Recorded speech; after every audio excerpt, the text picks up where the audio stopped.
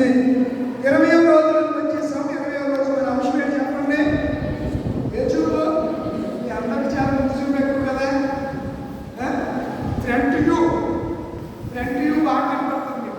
ముందు చూపు దీర్ఘదర్శి అసలు మన వాళ్ళు మామూలు కాదు. దీనికి మీనింగ్స్ నేను మీకు జ్ఞాపకం చేయడానికి నేను ఆశపడుతున్నాను. ఫ్రంట్ వ్యూ అంటే ముందరి దృశ్యాన్ని చూడటం. పంది ఒకసారి చూస్తారు పైకి. ఎన్నిసార్లు చూడండి పంది? ఒకసారి చూడండి. ఎప్పుడు దాన్ని మటర్ చేయడానికి తీసుకెళ్ళినప్పుడు ఆ ఎర్రలో కావు భుజాలు వేసుకొని దాన్ని కంటి చూసినప్పుడు మాత్రమే తలకాయ పైకి పెడతారు. అప్పుడు దాకా పంది మొగలు ఎక్కడ ఉంటుంది? కిందకే ఉంటుంది. దాని కళ్ళు వచ్చాము కింద చూపేదానికి పై చూపు ఎక్కడది? ఎవరో పంది పిగ్గు. పంది మాసం తింటే మరలోకి వెళ్ళడం చెప్పాడు ఒక ఆయన. ఆగిపోయింది లేదా? అది బ్యాటరీ ఛార్జింగ్ లేవన్నా.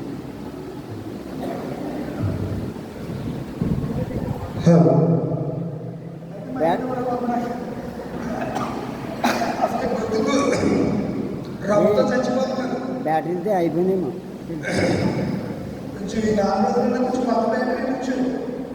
లేదండి వాళ్ళే. సరే, ఈ ముందు చూపు అనే అంశాన్ని మనం ధ్యానం చేస్తున్నాం. 20వ రోజు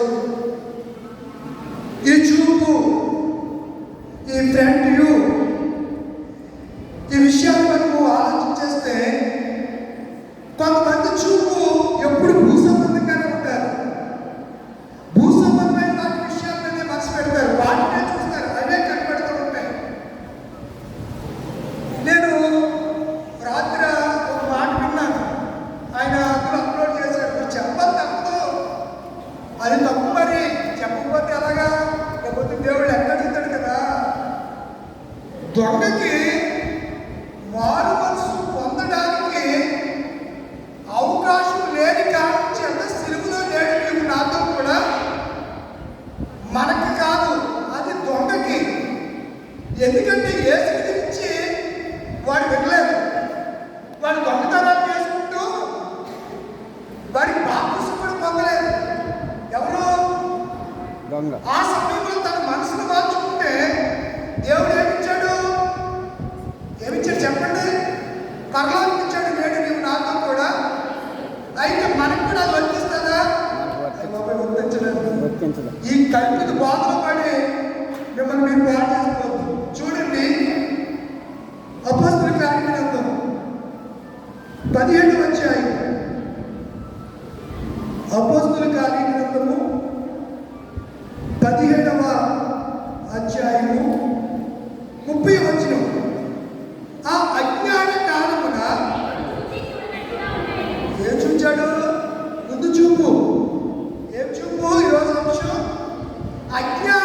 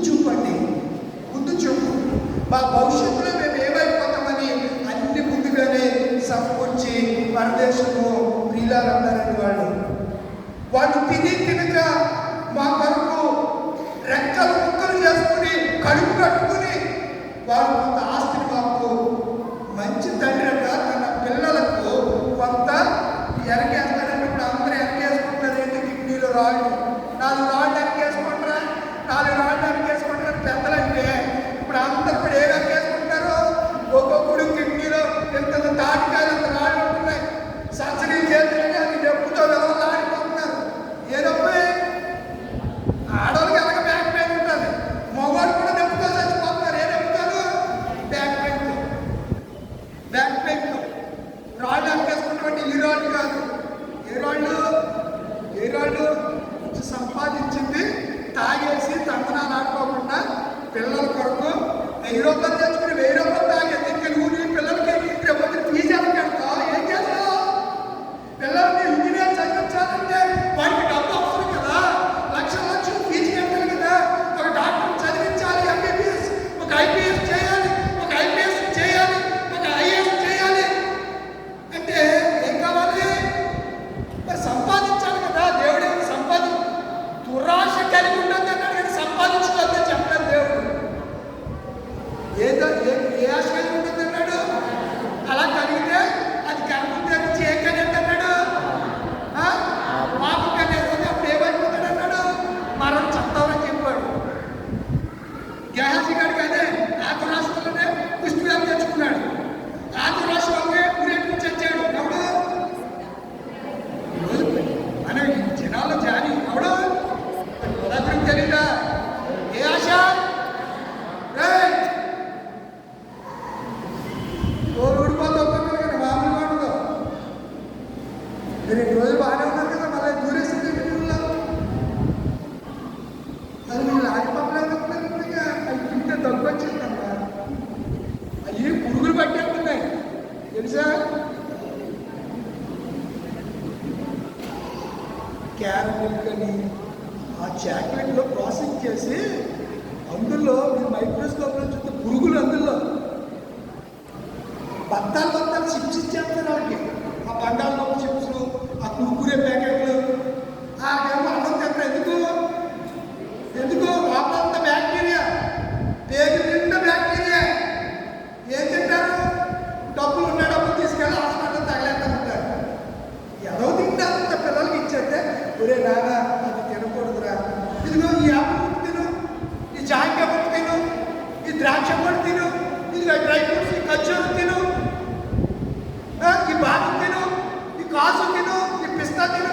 ఇవ్వలేదండి అన్ని రూపాయలు తాగలండి. అవి ఇవ్వకపోతే వాటిని కొనుక్కొచ్చి ఇక్కడికి ప్రార్థనకు వచ్చినప్పుడు అలా ఇవ్వలేదంటే కొట్టలు కట్టుకొచ్చి ఇంటి ఆడే ఎట్లా ఉంటాడు కదా. మారండి.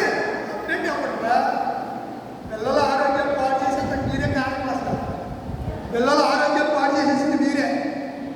మీ వల్లే అలాగా అనారోగ్యం పాలైపోయి ఎదుగు బదులు లేకుండా ఉంటున్నారు. ఏమంటే మరుగుజ్జోలేను ఎదుగుతారు. ఎప్పుడు చూసినా అలాగే ఉంటున్నారు. గ్రోత్ ఉంటలేదండి. ఎప్పుడు చూసినా 10 కేజీలు, ఆ 15 కేజీలే. పిల్లలు ఏం చేయాలి? బరువు కూడా హైట్తో పాటు వెయిట్ కూడా పెరగాలి. వెయిట్ లేకపోయినా చంపే, హైట్ పెరగకపోయినా చంపే.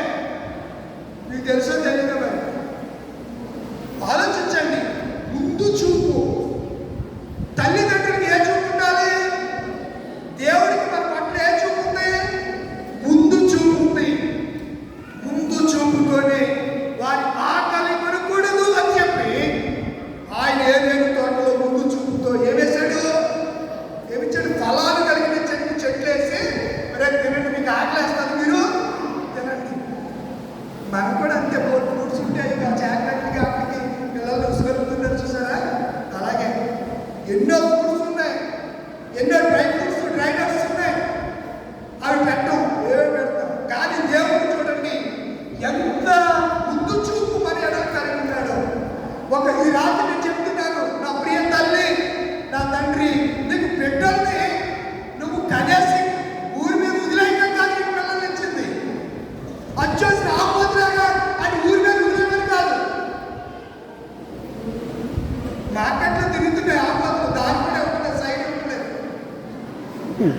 అలా కాదు, నీకు పిల్లల్ని ఇచ్చింది నువ్వు ముందు చూపుతో జాగ్రత్తగా పెంచకపోతే ఇందాక మనం వాడావు, ఓ మానవుడా నీకు అన్ని గ్రంథాలు ఎప్పుడు పడతాయి, ఆ రోజుని ఏం పెంచావు, ఇలాగైనా నువ్వు పెంచడం అని దేవుళ్ళు ఎక్కడికి ఏం చెప్తారు?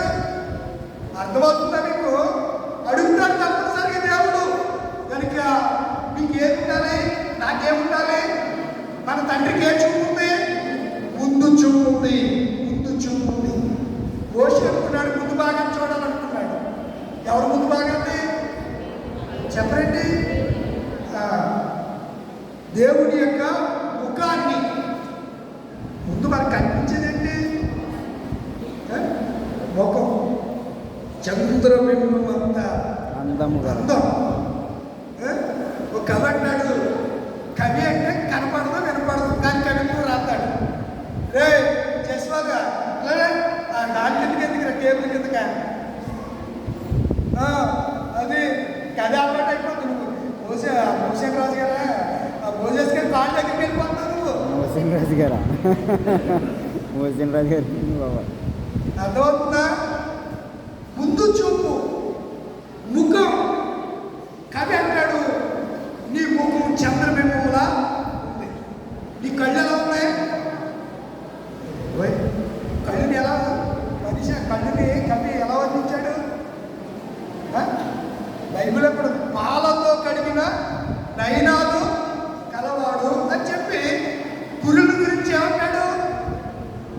గురుల గురించి మీకు ఏదంటే బాగా ప్రేమ కదా, ఏదంటే ప్రేమ కదా, ఊడిపోతే ఎంత బాధపడుతుందా?